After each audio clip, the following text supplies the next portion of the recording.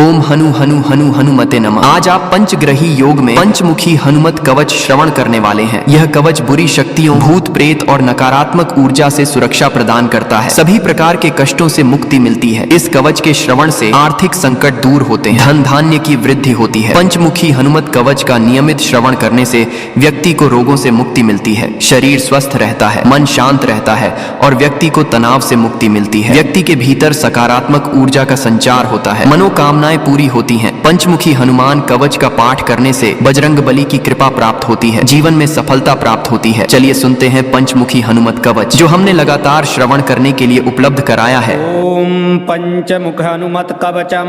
ओम अस्य श्री पंचमुख हनुमन् मंत्रस्य ब्रह्मा ऋषिः गायत्रीच्छन्दः पंचमुख विराट हनुमान देवता। ह्रीं बीजं श्रीं शक्तिः रौं कीलकं ह्रूं कवचं त्रयीं अस्त्राय फट् इति दिग्बन्धः। गरुडौवाच अथ ध्यानं प्रवक्ष्यामि शृणु सर्वाङ्गसुन्दरं यत्कृतं देवदेवेन ध्यानं हनुमतः प्रियं। पञ्चवक्त्रं महाभीमं त्रिपञ्चनयनैर्युतं बाहुभिर्दशभिर्युक्तं सर्वकामार्थसिद्धिदं। पूर्वं तु वानरं वक्त्रं कोटिशूरसमप्रभं दंष्ट्राकरालवदनं भ्रकुटीकुटिलेक्षणम्। अस्यैव दक्षिणं वक्त्रं नारसिंहं महाद्भुतम् अत्युग्रतेजो वपुषं भीषणं भयनाशनं। पश्चिमं गारुडं वक्त्रं वक्रतुण्डं महाबलं सर्वनागप्रशमनं विषभूतादिक्रन्तनम्। उत्तरं शौकरं वक्त्रं कृष्णं दीप्तं नभोपमं पातालसिंहवेताल ज्वररोगादिकृन्तनम्। ऊर्ध्वं भयाननं घोरं दानवान्तकरं परं येन वक्त्रेण विप्रेन्द्र तारकाख्यं महासुरम्। जघान शरणं तत्स्या सर्वशत्रुहरं परं ध्यात्वा पञ्चमुखं रुद्रं हनुमन्तं दयानिधिं। खड्गं त्रिशूलं खट्वाङ्गं पाशमङ्कुशपर्वतं मुष्टिं कौमोदकीं वृक्षं धारयन्तं कमण्डलुं। भिन्दिपालं ज्ञानमुद्रा दशभिर्मुनिपुङ्गवम् एतान्यायुधजालानि धारयन्तं भजाम्यहं।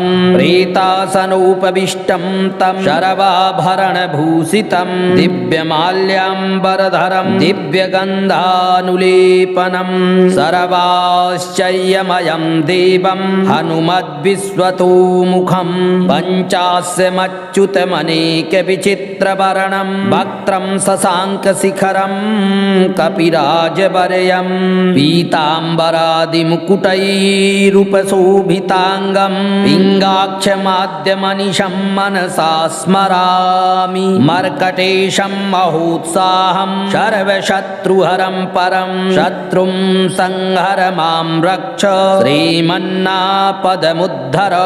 ॐ हरिमर्कटमर्कटमन्त्रमिदं परिलिख्यति लिख्यति वामतले। यदि नश्यति नश्यति शत्रुकुलं यदि मुञ्चति मुञ्चति वामलता। ॐ हरिमर्कटाय स्वाहा। ॐ नमो भगवते पञ्चवदनाय ऊर्ध्वकपिमुखाय सकलशत्रुसंहरणाय स्वाहा। ॐ नमो भगवते पञ्चवदनाय दक्षिणमुखाय करालवदनाय नरसिंहाय सकलभूतप्रमथनाय स्वाहा। ॐ नमो भगवते पञ्चवदनाय पश्चिममुखाय गरुडाननाय सकलविषहराय स्वाहा। ॐ नमो भगवते पञ्चवदनाय उत्तरमुखायादिवराहाय सकलसम्पत्कराय स्वाहा। ॐ नमो भगवते पञ्चवदनाय हयग्रीवाय सकलजनवशङ्कराय स्वाहा। ॐ अस्य श्रीपञ्चमुख हनुमन्मन्त्रस्य श्रीरामचन्द्र ऋषिः अनुष्टुप् छन्दः पञ्चमुखवीर हनुमान देवता हनुमानिति बीजं वायुपुत्र इति शक्तिः अञ्जनीसुत इति कीलकं श्रीरामदूत हनुमत्प्रसाद सिद्ध्यर्थे जपे विनियोगः इति ऋष्यादिकं विन्यस्य। ॐ अञ्जनीसुताय अंगुष्ठाभ्यां नमः। ॐ रुद्रमूर्तये तर्जनीभ्यां नमः। ॐ वायुपुत्राय मध्यमाभ्यां नमः। ॐ अग्निगर्भाय नामिकाभ्यां नमः। ॐ रामदूताय कनिष्ठिकाभ्यां नमः। ॐ पञ्चमुख हनुमते करतलकरपृष्ठाभ्यां नमः। ॐ अञ्जनीसुताय हृदयाय नमः। ॐ रुद्रमूर्तये शिरसे स्वाहा। ॐ वायुपुत्राय शिखायै वषट्। ॐ अग्निगर्भाय कवचाय हुम। ॐ रामदूताय नेत्रत्रयाय वौषट्। ॐ पञ्चमुख हनुमते अस्त्राय फट्। ॐ पञ्चमुख हनुमते स्वाहा। वन्दे वानरनारसिंह खगरारूढास्वपवक्त्रान्वितं दिव्यालङ्करणं त्रिपञ्चनयनं देदीप्यमानं रुचा हस्ताब्जैरशिखेटपुस्तकसुधा कुम्भाङ्कुशाद्रिम्हलं खड्वाङ्गं फणिभूरुहं दशभुजं सर्वारिवीरापहम्। ॐ श्रीरामदूतायाञ्जनेयाय वायुपुत्राय महाबलपराक्रमाय सीतादुःखनिवारणाय लङ्कादहनकारणाय महाबलप्रचण्डाय फाल्गुनशखाय कोलाहल सकलब्रह्माण्डविश्वरूपाय सप्तसमुद्रनिर्लङ्घनाय पिङ्गलनयनाय अमितविक्रमाय शूरबिम्बफलसेवनाय दुष्टनिवारणाय दृष्टिनिरालङ्कृताय सञ्जीवनी सञ्जीविताङ्गद लक्ष्मणमहाकपिसैन्यप्राणदाय दशकण्ठविध्वंसनाय रामेष्टाय महाफाल्गुनशखाय सीतासहित समवरप्रदाय सटये प्रयोगागम पञ्चमुखवीर हनुमन्मन्त्रजपे विनियोगः। ॐ हरिमरकटमरकटाय बं बं बं बं बं वौषट् स्वाहा। ॐ हरिमरकटमरकटाय फं फं फं फं फं फट् स्वाहा। ॐ हरिमरकटमरकटाय खें खें खें खें खें मारणाय स्वाहा।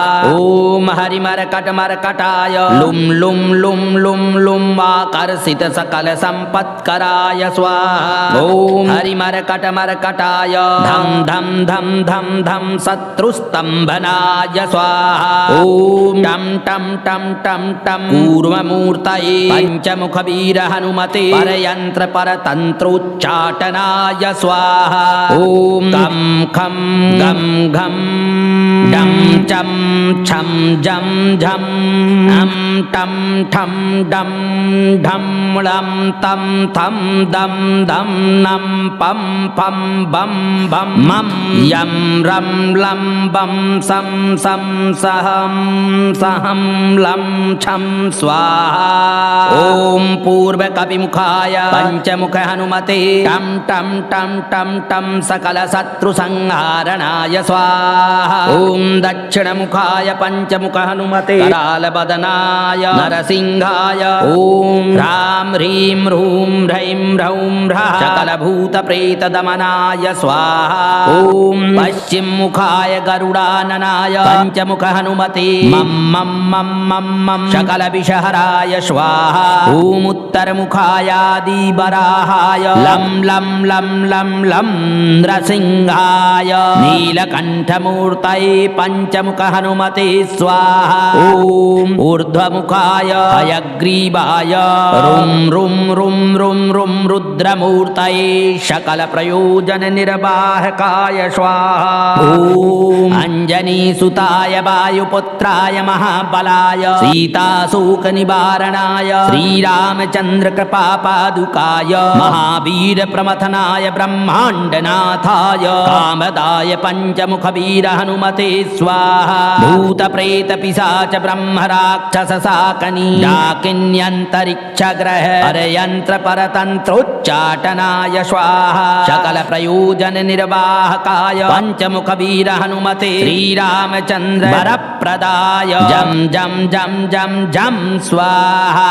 इदं कवचं पठित्वा तु महाकवचं पठेन्नरः एकवारं जपेति स्तोत्रं सर्वशत्रुनिवारणं द्विवारं तु पठेन्नित्यं पुत्रपौत्र प्रवर्धनं त्रिवारं च पठेन्नित्यं सर्वसम्पत्करं शुभं चतुर्वारं पठेन्नित्यं सर्वरोगनिवारणं पञ्चवारं पठेन्नित्यं सर्वलोकवशङ्करं षट्वारं च पठेन्नित्यं सर्वदेव वशङ्करं सप्तवारं पठेन्नित्यं सर्वसौभाग्यदायकम् अष्टवारं पठेन्नित्यं इष्टकामार्थसिद्धिदं नववारं पठेन्नित्यं राजभोगमवाप्नुयात् दशवारं पठेन्नित्यं त्रैलोक्यज्ञानदर्शनं रुद्रावृत्तिं पठेन्नित्यं सर्वसिद्धिर्भवेत् ध्रुवं कवचस्मरणेनैव महाबलमवाप्नुयात् इति सुदर्शन संहितायां श्रीरामचंद्र सीता प्रोक्तं पंचमुख हनुमत् कवचं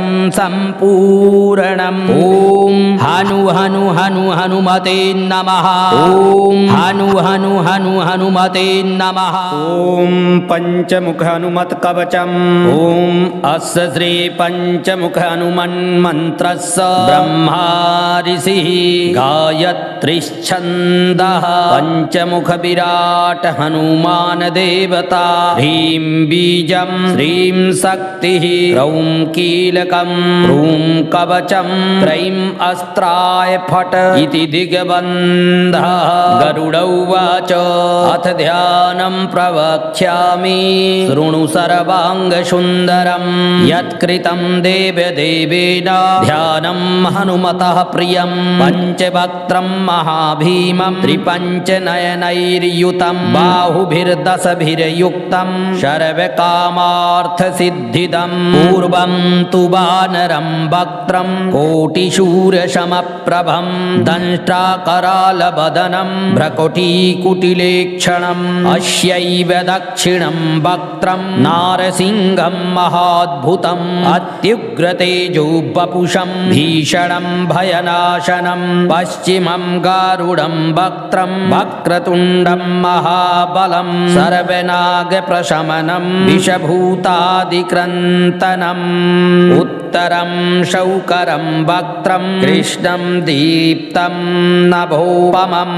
पातालसिंहवेताल ज्वररोगादिकृन्तनम् ऊर्ध्वं भयाननं घोरं दानवान्तकरं परं येन वक्त्रेण विप्रेन्द्र तारकाख्यं महासुरं जघान शरणं तत्स्या सर्वशत्रुहरं परं ध्यात्वा पञ्चमुखं रुद्रं हनुमन्तं दयानिधिं खड्गं त्रिशूलं खट्वाङ्गं पाशमङ्कुशपर्वतं मुष्टिं कौमोदकीं वृक्षं धारयन्तं कमण्डलुं भिन्दिपालं ज्ञानमुद्रां दशभिर्मुनिपुङ्गवम् एतान्यायुधजालानि धारयन्तं भजाम्यहं प्रेतासनोपविष्टं तं शरवाभरणभूषितं दिव्यमाल्याम्बरधरं दिव्यगन्धानुलेपनं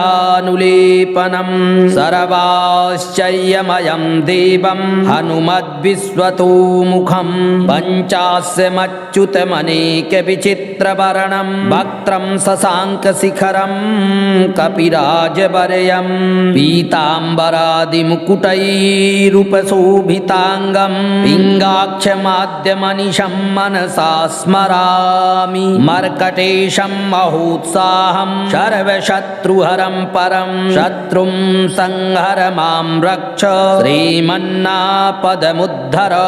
ॐ हरिमरकटमरकटमन्त्रमिदं परिलिख्यति लिख्यति वामतले यदि नश्यति शत्रुकुलं यदि मुञ्चति मुञ्चति वामलता। ॐ हरिमर्कटाय स्वाहा। ॐ नमो भगवते पंचवदनाय ऊर्ध्वकपिमुखाय सकलशत्रुसंहरणाय स्वाहा।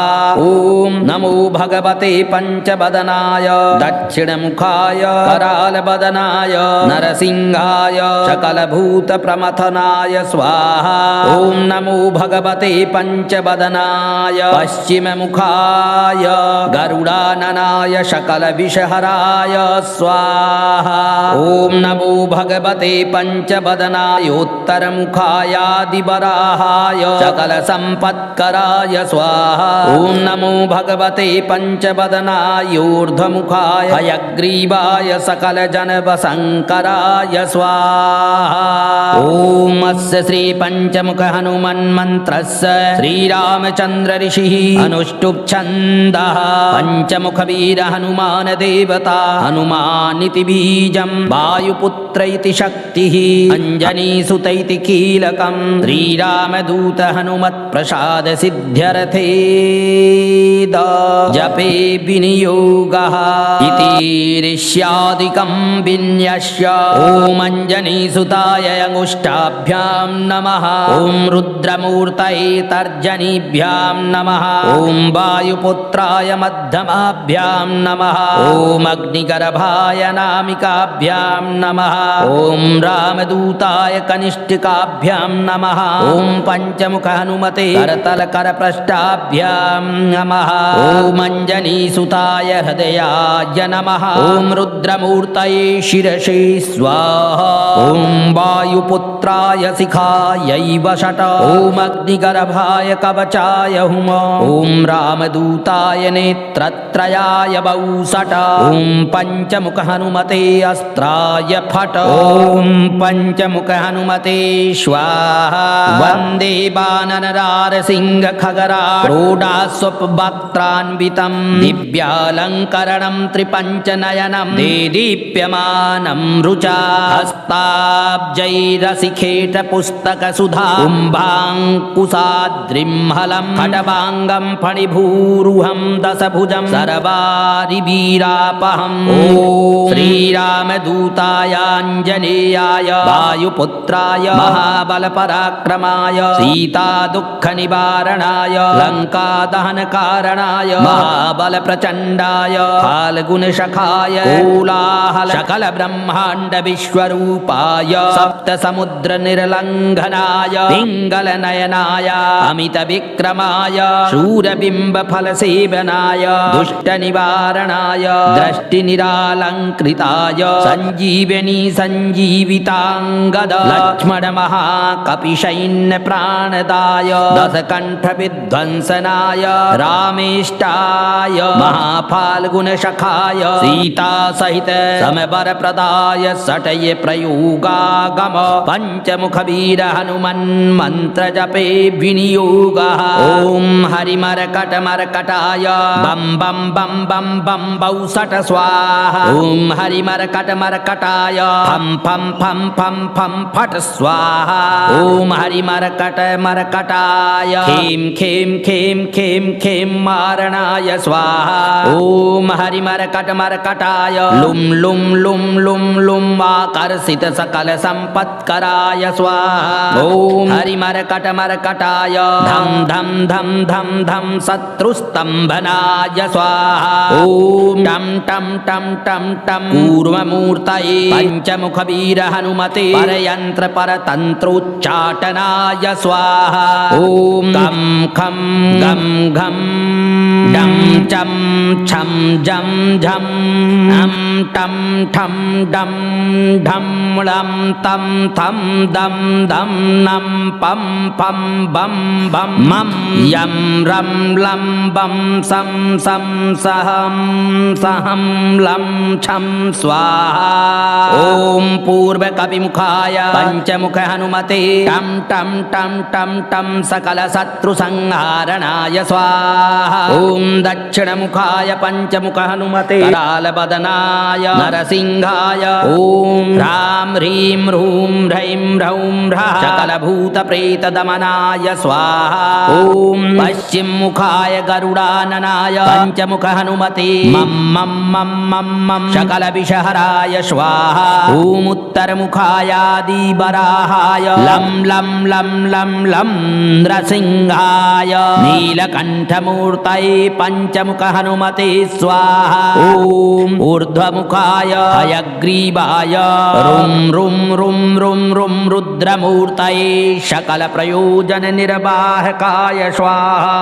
ओम अंजनीसुताय वायुपुत्राय महाबलाय सीताशोक निवारणाय श्रीरामचंद्र कृपा पादुकाय महावीर प्रमथनाय ब्रह्मांडनाथाय कामदाय पंचमुख वीर हनुमते स्वाहा। भूत प्रेत पिशाच ब्रह्म राक्षस शाकनी डाकिन्यंतरिक्ष ग्रह अरयंत्र परतंत्रोच्चाटनाय स्वाहा। सकल प्रयोजन निर्वाहकाय पंचमुख वीर हनुमते श्रीरामचंद्र वरप्रदाय जम जम जम जम जम स्वाहा।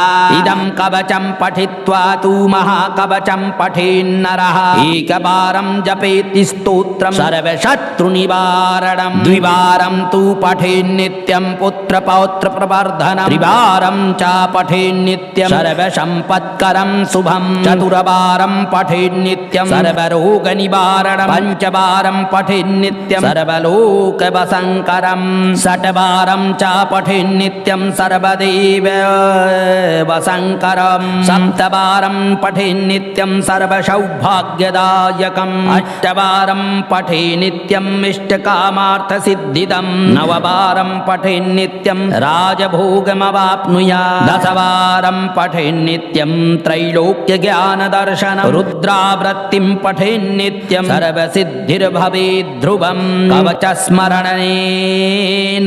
महाबलमवाप्नुयात् इति सुदर्शन संहितायां श्रीरामचंद्र सीता प्रोक्तं पंचमुख हनुमत् कवचं संपूर्णम्। ओम हनु हनु हनु हनुमते नमः।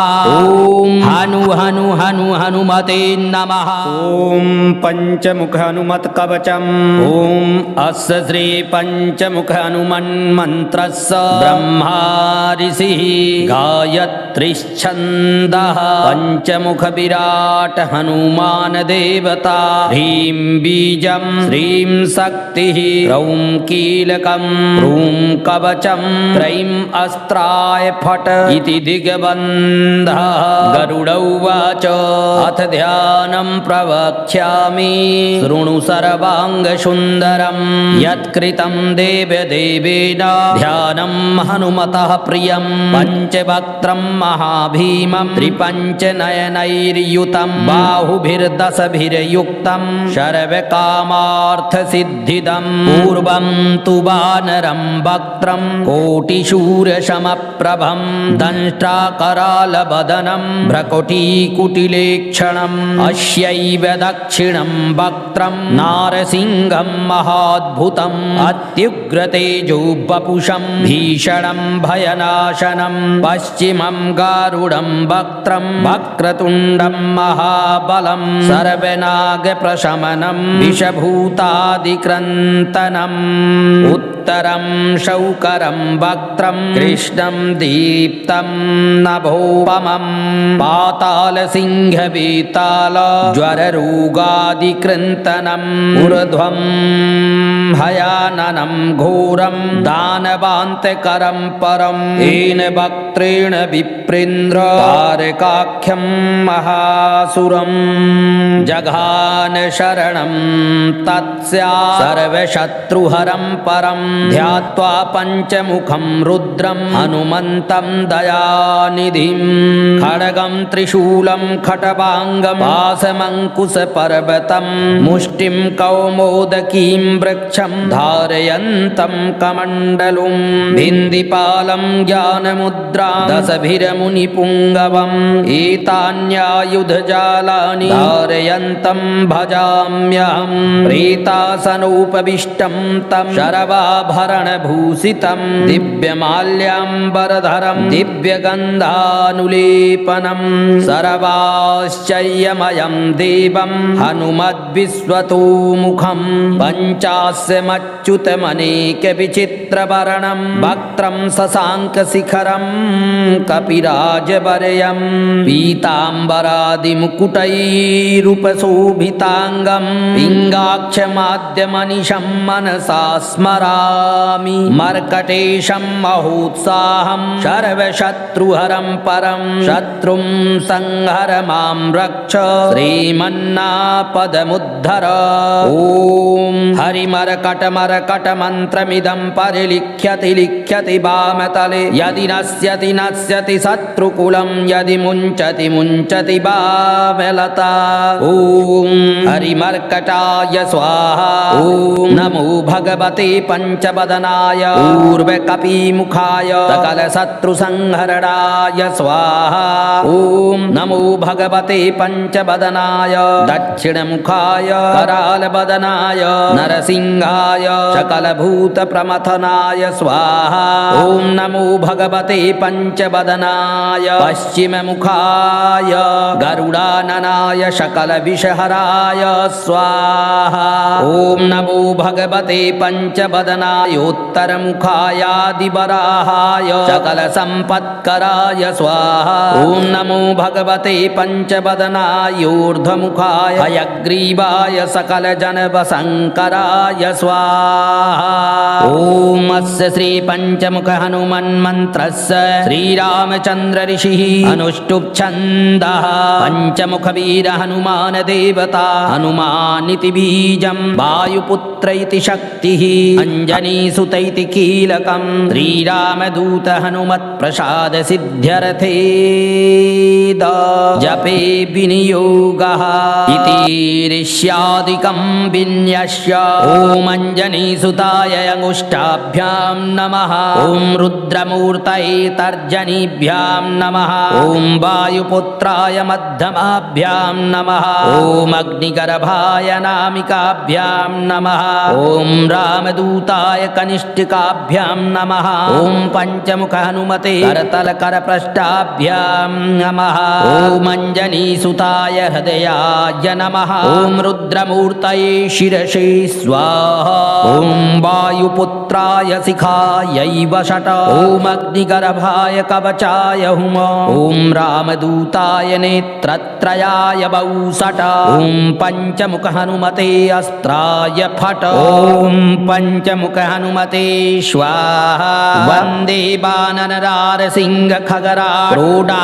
वानरनारसिंहखगरारूढास्वपवक्त्रान्वितं दिव्यालङ्करणं त्रिपञ्चनयनं देदीप्यमानं रुचा हस्ताब्जैरसिखेटपुस्तकसुधा कुम्भाङ्कुशाद्रिं हलं खड्वाङ्गं फणिभूरुहं दशभुजं सर्वारिवीरापहं ॐ श्रीरामदूतायाञ्जनेयाय वायुपुत्राय महाबलपराक्रमाय सीतादुःखनिवारणाय लङ्कादहनकारणाय महाबलप्रचण्डाय फाल्गुनशखाय कोलाहल सकलब्रह्माण्डविश्वरूपाय सप्तसमुद्रनिर्लङ्घनाय पिङ्गलनयनाय अमितविक्रमाय शूरबिम्बफलसेवनाय दुष्टनिवारणाय दृष्टिनिरालङ्कृताय सञ्जीवनी सञ्जीविताङ्गद लक्ष्मणमहाकपिसैन्यप्राणदाय दशकण्ठविध्वंसनाय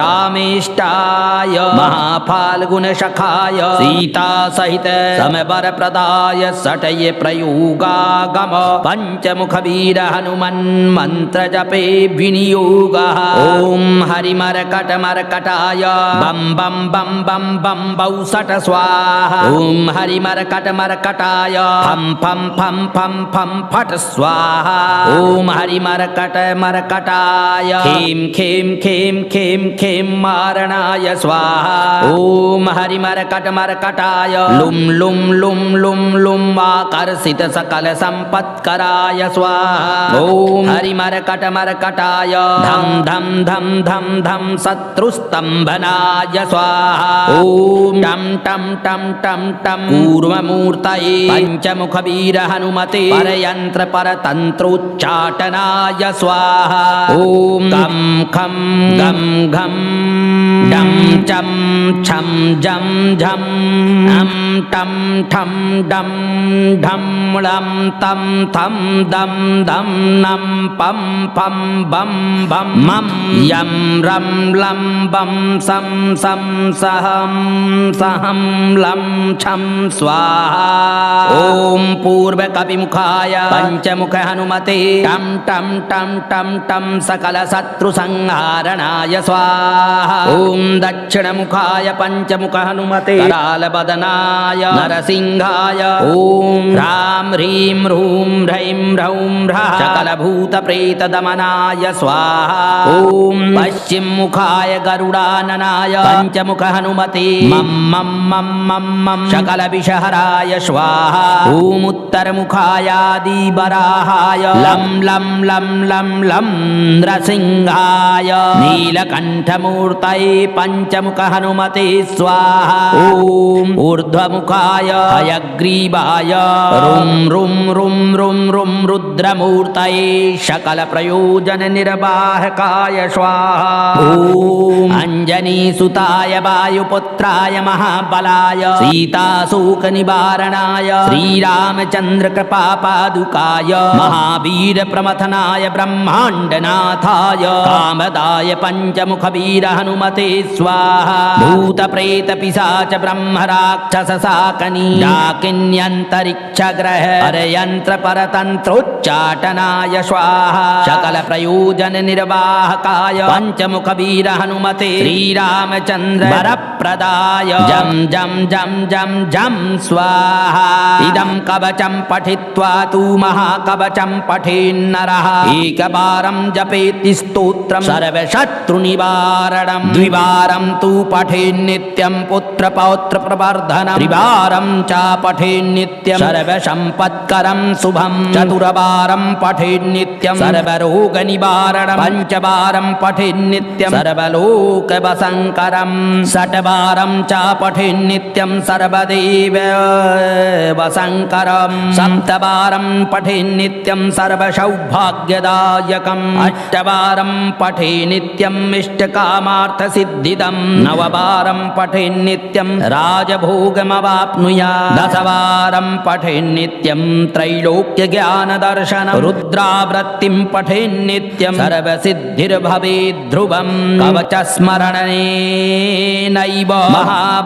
महाबलमवाप्नुयात् इति सुदर्शन संहितायां श्रीरामचंद्र सीता प्रोक्तं पंचमुख हनुमत् कवचं सम्पूर्णम् ओम हनु हनु हनु हनुमते नमः ओम हनु हनु हनु हनुमते नमः ओम पंचमुख हनुमत कवचम ओम अस्य श्री पंचमुख हनुमन् मंत्रस्य ब्रह्मा ऋषिः गायत्रीच्छन्दः पंचमुख विराट हनुमान देवता ह्रीं बीजं श्रीं शक्तिः रौं कीलकं ह्रूं कवचं त्रयीं अस्त्राय फट् इति दिग्बन्धः गरुड उवाच अथ ध्यानं प्रवक्ष्यामि शृणु सर्वाङ्गसुन्दरं यत्कृतं देवदेवेन ध्यानं हनुमतः प्रियं पञ्चवक्त्रं महाभीमं त्रिपञ्चनयनैर्युतं बाहुभिर्दशभिर्युक्तं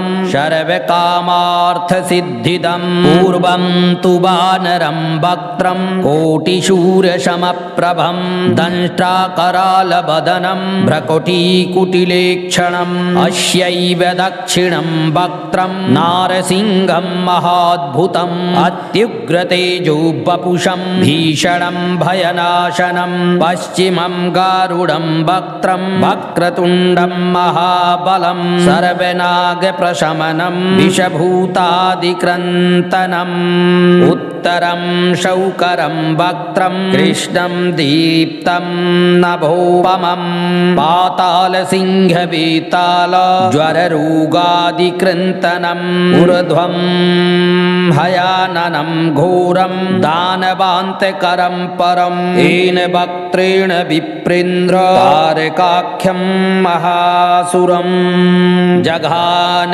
शरणं तत्स्या सर्वशत्रुहरं परं ध्यात्वा पञ्चमुखं रुद्रं हनुमन्तं दयानिधिं खड्गं त्रिशूलं खट्वाङ्गं पाशमङ्कुशपर्वतं मुष्टिं कौमोदकीं वृक्षं धारयन्तं कमण्डलुं भिन्दिपालं ज्ञानमुद्रां दशभिरमुनिपुङ्गवम् एतान्यायुधजालानि धारयन्तं भजाम्यहं प्रेतासनोपविष्टं तं शरवाभरणभूषितं दिव्यमाल्याम्बरधरं दिव्यगन्धानुलेपनं सर्वाश्चर्यमयं देवं हनुमद्विश्वतोमुखं पञ्चास्यमच्युतमनेकविचित्रवर्णं वक्त्रं शशाङ्कशिखरं कपिराजवर्यं पीताम्बरादिमुकुटैरुपशोभिताङ्गं पिङ्गाक्षमाद्यमनिशं मनसा स्मरामि मर्कटेशं महोत्साहं सर्वशत्रुहरं परं शत्रुं संहर मां रक्ष श्रीमन्नापदमुद्धर ॐ हरिमर्कटमर्कटमन्त्रमिदं परिलिख्यति लिख्यति वामतले यदि नश्यति नश्यति शत्रुकुलं यदि मुञ्चति मुञ्चति वामलता ॐ हरिमर्कटाय स्वाहा ॐ नमो भगवते पञ्चवदनाय ऊर्ध्वकपिमुखाय सकलशत्रुसंहरणाय स्वाहा ॐ नमो भगवते पञ्चवदनाय दक्षिणमुखाय करालवदनाय नरसिंहाय सकलभूतप्रमथनाय स्वाहा ॐ नमो भगवते पञ्चवदनाय पश्चिममुखाय गरुडाननाय सकलविषहराय स्वाहा ॐ नमो भगवते पञ्चवदनाय उत्तरमुखायादिवराहाय सकलसम्पत्कराय स्वाहा ॐ नमो भगवते पञ्चवदनाय ऊर्ध्वमुखाय हयग्रीवाय सकलजनवशङ्कराय स्वाहा ॐ अस्य श्रीपञ्चमुख हनुमन्मन्त्रस्य श्रीरामचन्द्र ऋषिः अनुष्टुप् छन्दः पञ्चमुखवीर हनुमान देवता हनुमानिति बीजं वायुपुत्र इति शक्तिः अञ्जनीसुत इति कीलकं श्रीरामदूत हनुमत्प्रसाद सिद्ध्यर्थे जपे विनियोगः इति ऋष्यादिकं विन्यस्य ॐ अञ्जनीसुताय अंगुष्ठाभ्यां नमः ॐ रुद्रमूर्तये तर्जनीभ्यां नमः ॐ वायुपुत्राय मध्यमाभ्यां नमः ॐ अग्निगर्भाय नामिकाभ्यां नमः ॐ रामदूताय कनिष्ठिकाभ्यां नमः ॐ पञ्चमुख हनुमते करतलकरपृष्ठाभ्यां नमः ॐ अञ्जनीसुताय हृदयाय नमः ॐ रुद्रमूर्तये शिरसि स्वाहा ॐ वायुपुत्राय शिखायै वषट ॐ अग्निगर्भाय कवचाय हुम ॐ रामदूताय नेत्रत्रयाय वौषट ॐ पञ्चमुख हनुमते अस्त्राय फट ॐ पञ्चमुख हनुमते स्वाहा वन्दे वानरनारसिंह खगरा क्रोडास्वपवक्त्रान्वितं दिव्यालङ्करणं त्रिपञ्चनयनं देदीप्यमानं रुचा हस्ताब्जैरसिखेट पुस्तकसुधा कुम्भाङ्कुशाद्रिम्हलं खड्वाङ्गं फणिभूरुहं दशभुजं सर्वारिवीरापहम् ॐ श्रीरामदूतायाञ्जनेयाय वायुपुत्राय महाबलपराक्रमाय सीतादुःखनिवारणाय लङ्कादहनकारणाय महाबल प्रचण्डाय फाल्गुनशखाय कोलाहल सकल ब्रह्माण्ड विश्वरूपाय सप्त समुद्र निर्लङ्घनाय पिङ्गल नयनाय अमित विक्रमाय शूरबिम्ब फल सेवनाय दुष्ट निवारणाय दृष्टि निरालङ्कृताय संजीवनी संजीविताङ्गद लक्ष्मण महाकपिशैन्य प्राणदाय दशकण्ठ विध्वंसनाय रामेष्टाय महाफाल्गुनशखाय सीता सहित समवर प्रदाय सटय प्रयोगागम पंचमुख वीर हनुमन् मंत्र जपे विनियोगः ओम हरिमर्कट मर्कटाय बम बम बम बम बम बौ सट स्वाहा ओम हरिमर्कट मर्कटाय फम फम फम फम फम फट स्वाहा ओम हरिमर्कट मर्कटाय खेम खेम खेम खेम खेम मारणाय स्वाहा ओम हरिमर्कट मर्कटाय लुम लुम लुम लुम लुम आकर्षित सकल संपत्कराय स्वाहा ओम हरिमर्कट मर्कटाय धम धम धम धम धम शत्रुस्तंभनाय स्वाहा ओम टम टम टम टम टम कूर्ममूर्तये पंचमुख वीर हनुमते परयंत्र परतंत्रोच्चाटनाय स्वाहा ओम गम खम गम घम डम चम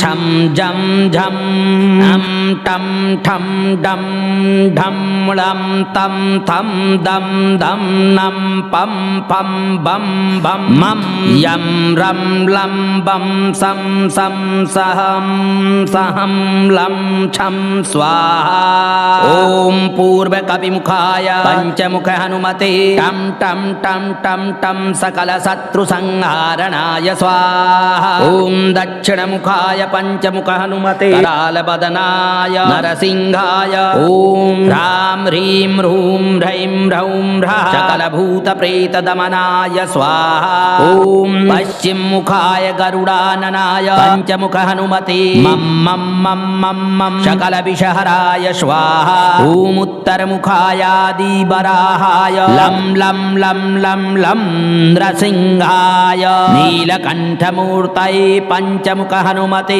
स्वाहा ओम ऊर्ध्वमुखाय हयग्रीवाय रुं रुं रुं रुं रुं रुद्रमूर्तये सकल प्रयोजन निर्वाहकाय स्वाहा ओम अंजनीसुताय वायुपुत्राय महाबलाय सीताशोक निवारणाय श्रीरामचंद्र कृपा पादुकाय महावीर प्रमथनाय ब्रह्मांडनाथाय कामदाय पंचमुख वीर हनुमते स्वाहा भूत प्रेत पिशाच ब्रह्म राक्षस शाकनी डाकिन्यंतरिक्ष ग्रह परयंत्र परतंत्रोच्चाटनाय स्वाहा सकल प्रयोजन निर्वाहकाय पंचमुख वीर हनुमते श्रीरामचंद्र वरप्रदाय जम जम जम जम जम स्वाहा इदं कवचं पठित्वा तु महाकवचं पठेन्नरः एकवारं जपेति स्तोत्रं सर्वशत्रुनिवारणं द्विवारं तु पठेन्नित्यं पुत्रपौत्र प्रवर्धनं त्रिवारं च पठेन्नित्यं सर्वसम्पत्करं शुभं चतुर्वारं पठेन्नित्यं सर्वरोगनिवारणं पञ्चवारं पठेन्नित्यं सर्वलोकवशङ्करं षट्वारं च पठेन्नित्यं सर्वदेव वशङ्करं सप्तवारं पठेन्नित्यं सर्वसौभाग्यदायकम् अष्टवारं पठेन्नित्यं इष्टकामार्थसिद्धिदं नववारं पठेन्नित्यं राजभोगमवाप्नुयात् दशवारं पठेन्नित्यं त्रैलोक्यज्ञानदर्शनं रुद्रावृत्तिं पठेन्नित्यं सर्वसिद्धिर्भवेत् ध्रुवं कवचस्मरणेनैव महाबलमवाप्नुयात् इति सुदर्शन संहितायां श्रीरामचंद्र सीता प्रोक्तं पंचमुख हनुमत् कवचं सम्पूर्णम् ओम हनु हनु हनु हनुमते नमः ओम हनु हनु हनु हनुमते नमः ओम पंचमुख हनुमत कवचम ओम अस्य श्री पंचमुख हनुमन् मंत्रस्य ब्रह्मा ऋषिः गायत्रीच्छन्दः पंचमुख विराट हनुमान देवता ह्रीं बीजं श्रीं शक्तिः रौं कीलकं ह्रूं कवचं त्रयीं अस्त्राय फट् पट इति दिग्बन्धः।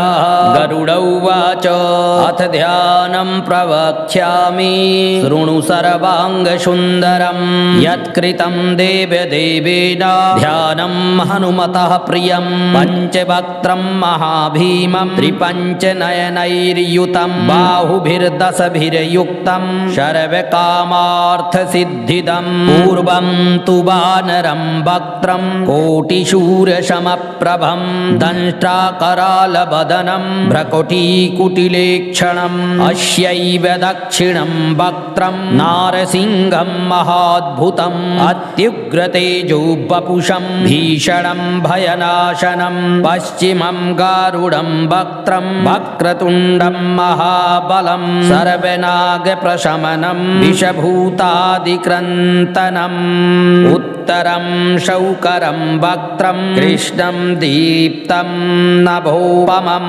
पातालसिंहवेताल ज्वररोगादिकृन्तनम् ऊर्ध्वं भयाननं घोरं दानवान्तकरं परं येन वक्त्रेण विप्रेन्द्र तारकाख्यं महासुरं जघान शरणं तत्स्या सर्वशत्रुहरं परं ध्यात्वा पञ्चमुखं रुद्रं हनुमन्तं दयानिधिं खड्गं त्रिशूलं खट्वाङ्गं पाशमङ्कुशपर्वतं मुष्टिं कौमोदकीं वृक्षं धारयन्तं कमण्डलुं भिन्दिपालं ज्ञानमुद्रां दशभिर्मुनिपुङ्गवम् एतान्यायुधजालानि धारयन्तं भजाम्यहं प्रेतासनोपविष्टं तं शरवाभरणभूषितं दिव्यमाल्याम्बरधरं दिव्यगन्धानुलेपनं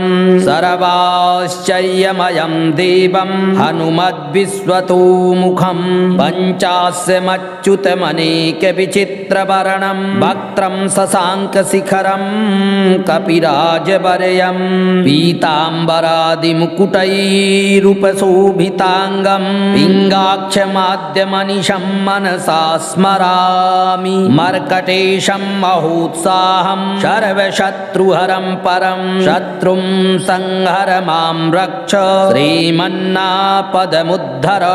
ॐ हरिमर्कटमर्कटमन्त्रमिदं परिलिख्यति लिख्यति वामतले यदि नश्यति नश्यति शत्रुकुलं यदि मुञ्चति मुञ्चति वामलता। ॐ हरिमर्कटाय स्वाहा। ॐ नमो भगवते पञ्चवदनाय ऊर्ध्वकपिमुखाय सकलशत्रुसंहरणाय स्वाहा। ॐ नमो भगवते पञ्चवदनाय दक्षिणमुखाय करालवदनाय नरसिंहाय सकलभूतप्रमथनाय स्वाहा। ॐ नमो भगवते पञ्चवदनाय पश्चिममुखाय गरुडाननाय सकलविषहराय स्वाहा। ॐ नमो भगवते पञ्चवदनाय उत्तरमुखायादिवराहाय सकलसम्पत्कराय स्वाहा। ॐ नमो भगवते पञ्चवदनाय ऊर्ध्वमुखाय हयग्रीवाय सकलजनवशङ्कराय स्वाहा। ॐ अस्य श्रीपञ्चमुख हनुमन्मन्त्रस्य श्रीरामचन्द्र ऋषिः अनुष्टुप् पञ्चमुखवीर हनुमान देवता हनुमानिति बीजं वायुपुत्र इति शक्तिः अञ्जनीसुत इति कीलकं श्रीरामदूत हनुमत्प्रसाद सिद्ध्यर्थे जपे विनियोगः इति ऋष्यादिकं विन्यस्य। ॐ अञ्जनीसुताय अंगुष्ठाभ्यां नमः। ॐ रुद्रमूर्तये तर्जनीभ्यां नमः। ॐ वायुपुत्राय मध्यमाभ्यां नमः। ॐ अग्निगर्भाय नामिकाभ्यां नमः। ॐ रामदूताय कनिष्ठिकाभ्यां नमः। ॐ पञ्चमुख हनुमते करतलकरपृष्ठाभ्यां नमः। ॐ अञ्जनीसुताय हृदयाय नमः। ॐ रुद्रमूर्तये शिरसे स्वाहा। ॐ वायुपुत्र रुद्रपुत्राय शिखायै वषट ॐ अग्निगर्भाय कवचाय हुम ॐ रामदूताय नेत्रत्रयाय वौषट ॐ पंचमुख हनुमते अस्त्राय फट ॐ पंचमुख हनुमते स्वाहा वन्दे वानरनारसिंह खगरारूढास्वपवक्त्रान्वितं दिव्यालङ्करणं त्रिपञ्चनयनं देदीप्यमानं रुचा हस्ताब्जैरशिखेटपुस्तकसुधा कुम्भाङ्कुशाद्रिं हलं खड्वाङ्गं फणिभूरुहं दशभुजं सर्वारिवीरापहम् ॐ श्रीरामदूतायाञ्जनेयाय वायुपुत्राय महाबलपराक्रमाय सीतादुःखनिवारणाय लङ्कादहनकारणाय महाबलप्रचण्डाय फाल्गुनशखाय कोलाहल सकलब्रह्माण्डविश्वरूपाय सप्तसमुद्रनिर्लङ्घनाय पिङ्गलनयनाय अमितविक्रमाय शूरबिम्बफलसेवनाय दुष्टनिवारणाय दृष्टिनिरालङ्कृताय सञ्जीवनी सञ्जीविताङ्गद लक्ष्मणमहाकपिसैन्यप्राणदाय दशकण्ठविध्वंसनाय रामेष्टाय महाफाल्गुनशखाय सीतासहित समवरप्रदाय सटय प्रयोगागम पञ्चमुखवीर हनुमन्मन्त्रजपे विनियोगः ॐ हरिमरकटमरकटाय बं बं बं बं बं वौषट स्वाहा ॐ हरिमरकटमरकटाय फं फं फं फं फं फट स्वाहा ॐ हरिमरकटमरकटाय खें खें खें खें खें मारणाय स्वाहा ॐ हरिमरकटमरकटाय लुं लुं लुं लुं लुं आकर्षित सकल संपत्कराय स्वाहा ॐ हरिमरकटमरकटाय धं धं धं धं धं शत्रुस्तम्भनाय स्वाहा ॐ टं टं टं टं टं कूर्ममूर्तये पंचमुखवीर हनुमते परयंत्र परतंत्रोच्चाटनाय स्वाहा ॐ गं खं गं घं डं चं छं जं झं अं टं ठं डं ढं लं तं थं दं दं नं पं फं बं भं मं यं रं लं बं सं सं सहं सहं लं छं स्वाहा ॐ पूर्वकपिमुखाय पंचमुख हनुमते टं टं टं टं टं सकलशत्रुसंहारणाय स्वाहा ॐ दक्षिणमुखाय पंचमुख हनुमते करालवदनाय नरसिंहाय ॐ ह्रां ह्रीं ह्रूं ह्रैं ह्रौं ह्रः सकलभूतप्रेतदमनाय स्वाहा ॐ पश्चिममुखाय गरुडाननाय पंचमुख हनुमते मं मं मं मं मं सकलविषहराय स्वाहा ॐ उत्तरमुखायादिवराहाय लं लं लं लं लं नृसिंहाय नीलकण्ठमूर्तये पंचमुख हनुमते स्वाहा ॐ ऊर्ध्वमुखाय हयग्रीवाय रुं रुं रुं रुं रुं रुद्रमूर्तये सकलप्रयोजननिर्वाहकाय स्वाहा ॐ अञ्जनीसुताय वायुपुत्राय महाबलाय सीताशोकनिवारणाय श्रीरामचन्द्रकृपापादुकाय महावीरप्रमथनाय ब्रह्माण्डनाथाय कामदाय पंचमुखवीर हनुमते स्वाहा भूतप्रेतपिशाच ब्रह्मराक्षसशाकनी डाकिन्यन्तरिक्षग्रह परयन्त्र परतन्त्रोच्चाटनाय स्वाहा